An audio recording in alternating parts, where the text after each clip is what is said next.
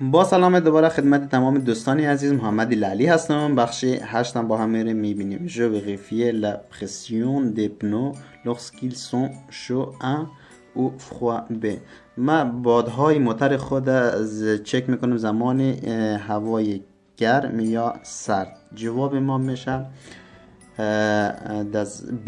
در هوای سرد ما باید باد موتور خود چک کنیم و چه رقمی باشه. مثلا زمانی که 1 ساعت موتر حداقل بعد از جایی که ما کار کردیم و 1 ساعت موتر استاپ شده، اون زمان با خیال راحت میتونیم چک کنیم بادهای موتر خود.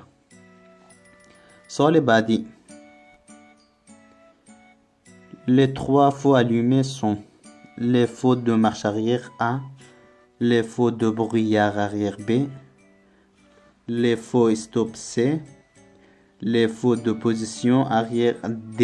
گفته سه چراغی که میبینید چراغ های دنده عقب هست، چراغ های غبار عقب هست، چراغ های استوب هست یا چراغ های نور کمی عقب هست. جواب ما میشه سه چراغ های استوب هست و چراغ هایی که مثلا برای نور کم میشه، یعنی چراغ ها هست چراغ های مه اینی میشه، چراغ های دنده عقب این میشه و این سه چراغ دقیقا برای ایسته که ما وقتی که پای خود روی پدال ترمز میگیریم این چراغ ها او زمان روشن میشه و این سه چراغ هم چراغ های استوپ است که پای خود روی ترمز میگیریم. Le bouchon de remplissage d'huile se situe au point numéro 1A, numéro 2B, numéro 3C. گفته که روغن موتر از کجا مندازیم؟ نیمروی A هست، نیمروی 2 هست، نیمروی 3 هست.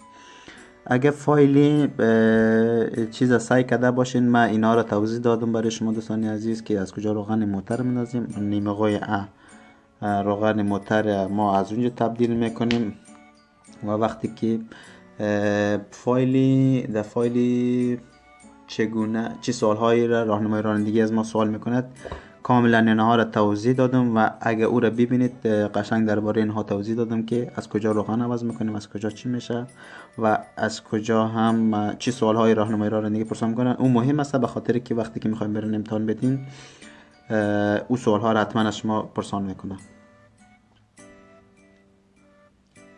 La manette qui commande le système de sécurité enfant se trouve au point numéro 1 ou numéro 2B. گفته دسته که برای سیستم امنیت کودکان هست در کجا پیدا میکنیم؟ مورد شماره 1 نشان داده و شماره 2 هست. برای همین که مثلا در قلف میکنیم شماره 1 میشه، 100% شماره 1 میشه به خاطر که دسته‌ای که برای دروازه را قلف میکنه به سمت خود دروازه هست و به او خاطر قلف میکنیم که امنیت کودکان گرفته شه.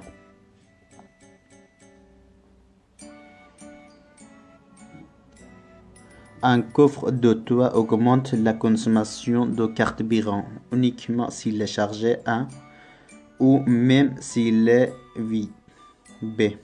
گفته همین کفر همین چیزی که بالای سر موتر هست فقط زمانی که پر باشه مصرف موتر بالا میبره یا وقتی که خالی هم باشه مصرف موتر بالا میبره. جواب ما میشه ب. وقتی که خالی هم باشه مصرف موتر بالا میبره به خاطر که ای که روی موتر ما هست یعنی خودش یک باری هست که مصرف سوخت خود به خود بالا میبره. فرق نداره که هنوز پر باشه خب بیشتر بالا میبره، وقتی که یعنی خالی هم باشه بازم مصرف موتر بالا میبره. بریم بر سوال بعدی. Je peux charger un vélo sur le toit. Oui, un, non, B. گفته من میتونم یک بایسیکل بار بزنم روی سر موتر، بله یا نه؟ اگه ما بخوایم روی سر موتر بار بزنیم بازم مثل سوال قبلی هست، بار زدن میتونیم ولی این رقمی هست که مصرف سوخت موتر بالا میبره.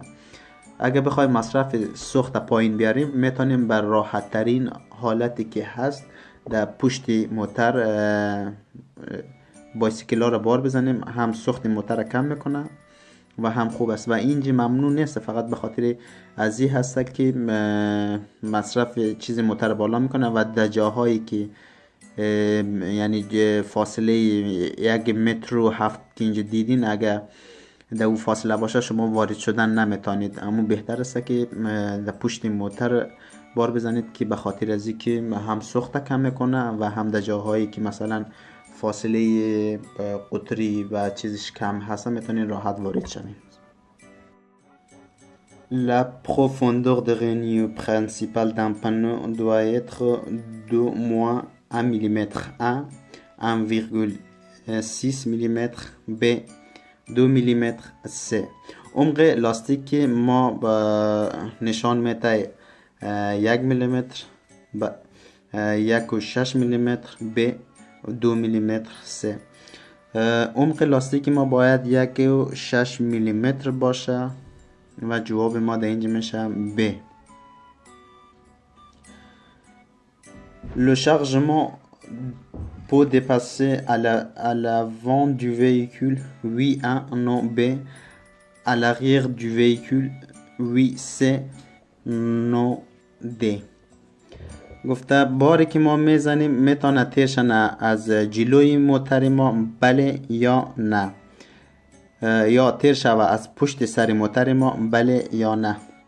باری که ما میزنیم باید از پشت موتر تیر شوه و از پیش موتر اصلا به هیچ وجه یک ذره هم تیر نشوه، یعنی فیکس موتر ما باشه.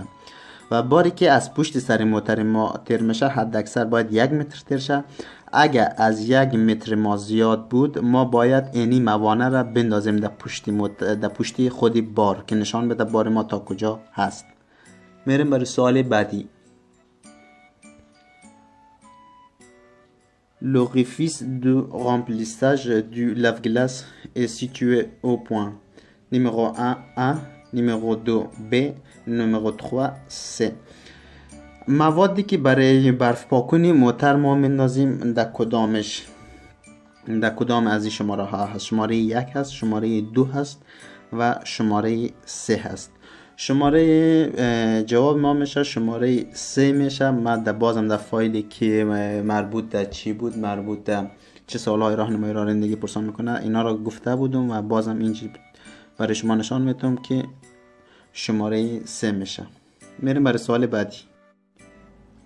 Le liquide de refroidissement est situé au point numéro 1, numéro 2 B, numéro 3 C.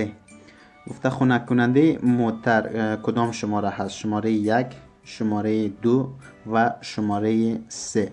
خنک کننده موتر ما میشه شماره 2 و شماره 1 هم گفتیم که روغن موتر سعی میشه و شماره 3 هم که چیز میشه به موادی که به خاطر برف پاکونی موتر هست از شماره 3 تبدیل میشه. میریم برای سوال بعدی.